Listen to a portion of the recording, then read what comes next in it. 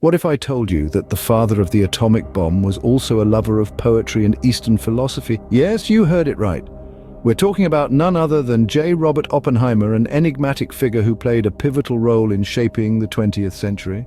Born in 1904, Oppenheimer was a child of New York City, nurtured within the confines of its bustling streets and towering skyscrapers. He hailed from a well-to-do family, affording him a comfortable and privileged upbringing.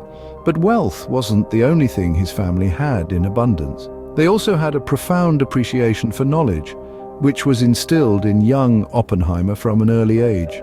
As a child, he showed an uncanny inclination towards mineralogy, collecting rocks and studying their properties. This early fascination laid the foundation for his future scientific pursuits.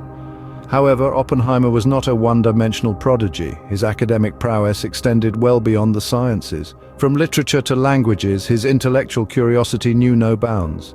His thirst for knowledge led him to Harvard, where he majored in chemistry while also delving into the realms of Eastern philosophy and literature. The classics, the sonnets, the verses, they were not mere words to Oppenheimer. They were a world in themselves, a world he loved to explore. After Harvard, he crossed the Atlantic to continue his studies at Cambridge. Here, he found himself drawn to theoretical physics, a field that would become his life's work. Yet, even amidst the complex equations and scientific theories, he never lost sight of his love for literature and philosophy. In many ways, Oppenheimer was a paradox, a man of science with a poet's soul. His life was a blend of contrasts, the material and the metaphysical, the tangible and the abstract, the atom and the universe. His story is not just about the atomic bomb or the Manhattan Project. It's about a man who saw the world in a grain of sand and heaven in a wildflower. Early in his life, Oppenheimer was already shaping up to be a man of many contrasts. From the lecture halls of Cambridge to the forefront of theoretical physics, Oppenheimer's journey was nothing short of remarkable. Our tale picks up with a young Oppenheimer, fresh out of Cambridge, setting sail for a new life in the United States. He was a man of prodigious intellect, his mind a whirlwind of ideas and theories that would shape the world as we know it. At the University of California, Berkeley, Oppenheimer found a home. Here he delved into the mysteries of the universe, untangling the complexities of quantum mechanics and cosmic rays. His work was groundbreaking, pushing the boundaries of our understanding of the physical world. His theories were like ripples in a pond, spreading out and influencing the course of scientific thought. But it wasn't just his intellectual prowess that set Oppenheimer apart. He had a knack for inspiring others, for drawing them into his world of particles and probabilities. His lectures were legendary, captivating audiences with his eloquence and passion. He was not just a scientist, but a teacher, a mentor, a beacon guiding the next generation of physicists. Oppenheimer's influence extended beyond the lecture hall.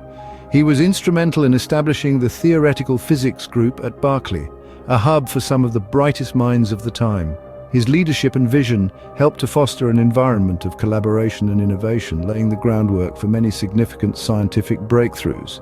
Yet beneath the accolades and achievements, there was a restlessness, a relentless curiosity that couldn't be satisfied by equations and experiments alone.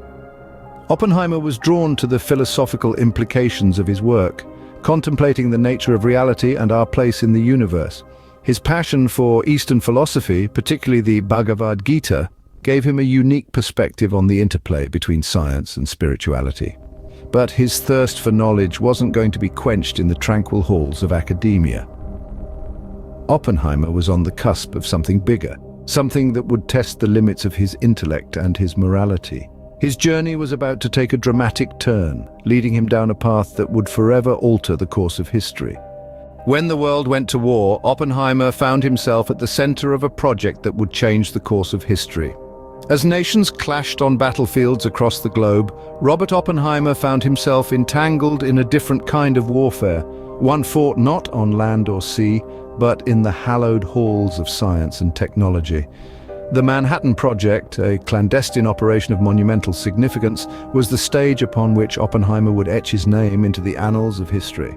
Oppenheimer was not merely a participant in this project. He was its leader, its beating heart. He was tasked with the monumental challenge of harnessing the destructive power of atomic energy. A task that not only required an exceptional understanding of science, but also an ability to bring together, lead, and inspire a team of brilliant minds, each a star in their own right.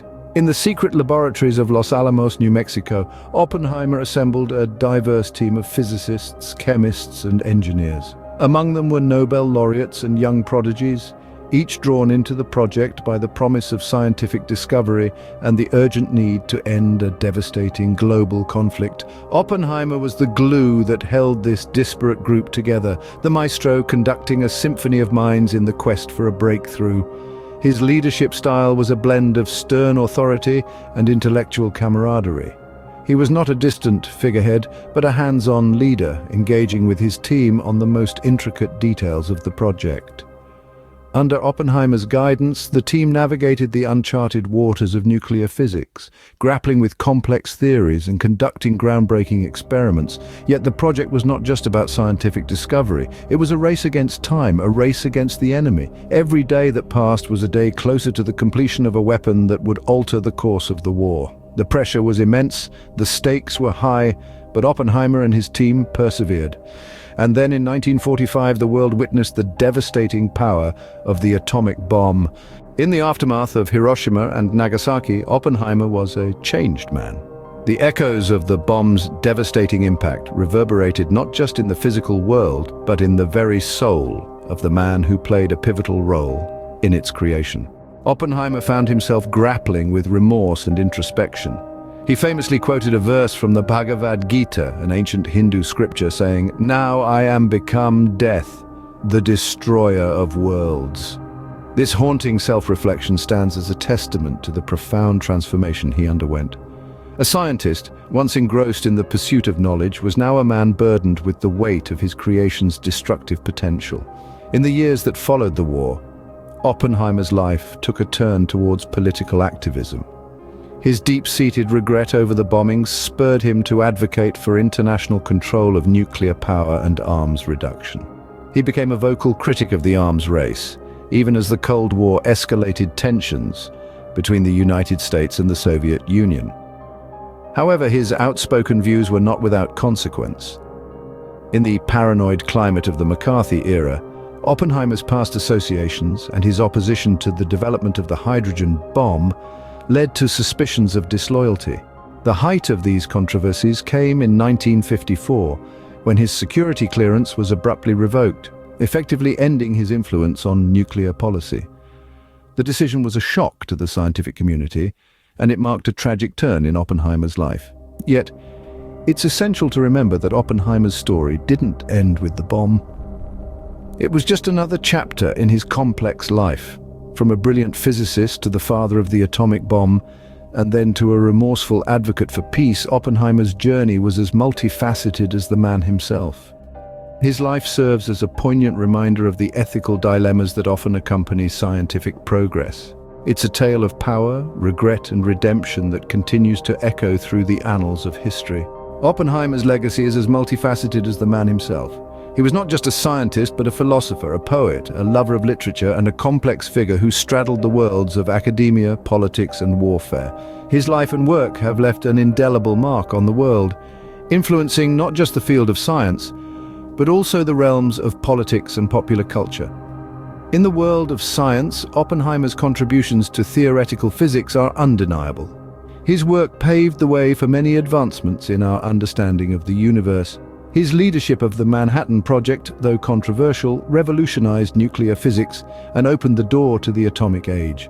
Moreover, his story continues to inspire generations of scientists and thinkers. It serves as a powerful reminder of the potential of human intellect, the immense responsibility that comes with scientific discovery, and the ethical dilemmas that can arise when science intersects with politics and warfare.